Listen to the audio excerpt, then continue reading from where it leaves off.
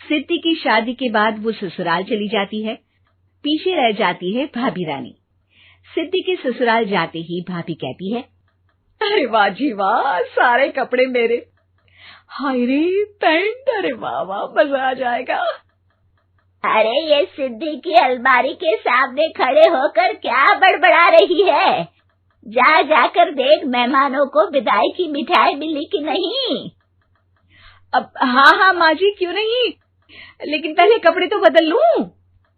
अब रानी आ जाती है सिद्धि के उन कपड़ों में जो वो ससुराल जाने से पहले घर छोड़ जाती है।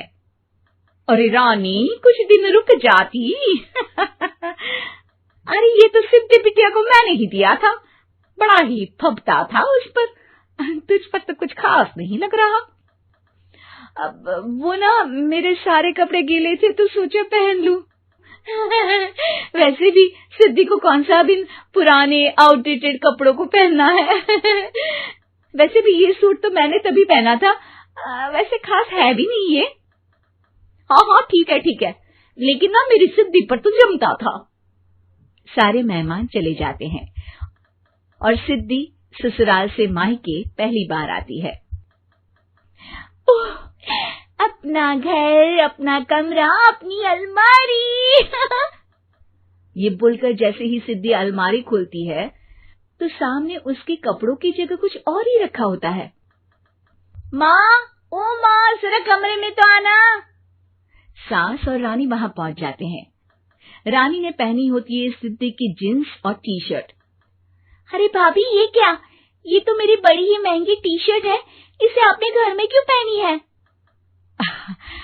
अरे बहुत मिलती है दीदी ये चौक की मार्केट में, 150 में। ओ भाभी प्लीज, ये एरोपोस्टल है, 2000 की एक टी शर्ट। ओह, 2000 में तो दीदी 4 साड़ी आ जाए। अब क्या बोलूं? भाभी, ये मेरी अलमारी में छोटू के कपड़े, तो मेरे कपड़े कहाँ हैं? मेरी अलमारी में? अब दीदी आपको कौन से पुराने कपड़े पहनने थे? माना भाभी, लेकिन मैं जब घर आती तो यही सब पहनती ना। अरे तुम तो बड़ी कंजूस हो दीदी।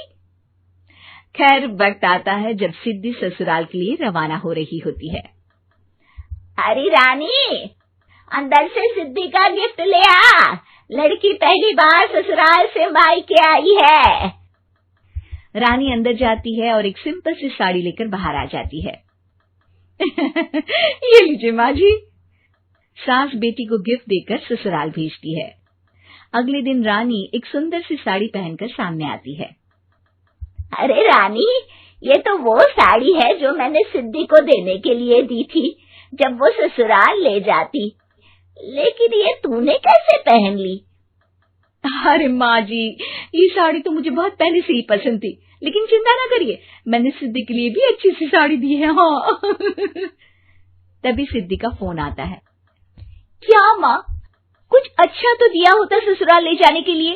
अरे पहले दिखा दिया होता। ये चमकते हुए पैकेट में नौकरानी वाली साड़ी मत दिया करो माँ। अरे बेटे, वो तेरी भाभी ने ना गलती से उससे पैकेट बदल गया। हाँ, मैं कल ही तेरे भाई के हाथ से तेरा वाला पैकेट भेज दूंगी। अरे रहने दो माँ, आई एम श्योर भाभी ने अभी वही साड़ी पहनी होगी जो तुमने मेरे लिए रखी थी। तुम तो समझ नहीं पाई उनको। खैर छोड़ो, मैं ज्यादा बोलती अच्छी नहीं लगती, रहने दो, आपको उन्हीं के साथ रहना है, फिर बात करेंगे। सास को रानी पर गुस्सा आ जाता है। वो उसके कमरे में जाती है जहाँ वो शादी का एल्बम देख रही होती है। रानी, मार्केट जाकर एक ऐसी ही साड़ी लेकर आ, कल प्रतीक जाकर सिद्धि के घर दे आएगा। अरे क्यों माँ जी, कितनी साड़ी देनी है दीदी को? यहाँ कोई सेल लगी है क्या? अरे चुप कर, मेरे बेटी के हिस्से की साड़ी खुद पहन ली, अब ज्यादा ज्ञान बांट रही है। एक दिन सिद्धि का फोन आता है। माँ, मेरी सास ने आप सबको खाने पर बुलाया है। सारे लोग सिद्धि के ससुराल पहुँचते हैं। खाना खाकर वो लोग निकल रहे होते हैं कि सिद्धि की सास सभी को गिफ्ट देती है। अरे बहन जी, बेटी के घर का खाना खा लिया, यही बहुत है जो आप ऊपर से गिफ्ट भी दे रही है। अरे बहन जी, आप भी कहाँ इन बातों पर विश्वास कर रही हैं। सास सभी को गिफ्ट देती है, लेकिन रानी को जो साड़ी देती है वो अजीब सी हरे रंग की लाल रंग के बड़ी छाप वाली होती है। अरे छी छी, ये कौन पहनेगा? सासू माँ को तो जरी वाली इतनी सुंदर और मेरे लिए ये नौकरानी वाली। अरे भाभी, दरअसल मैं जब भी घर आती थी आप वापसी में ऐसी ही साड़ी देती थी ना, तो माँ ने सोचा कि आपको आपकी पसंद की ही साड़ी क्यों ना दी जाए। बेचारी रानी, बोलती भी तो क्या। सिद्धि और सास रानी का चेहरा देखकर हंसने लगती है, तो रानी समझ जाती है कि अपने ही बिछाए जाल में वो फंस चुकी है।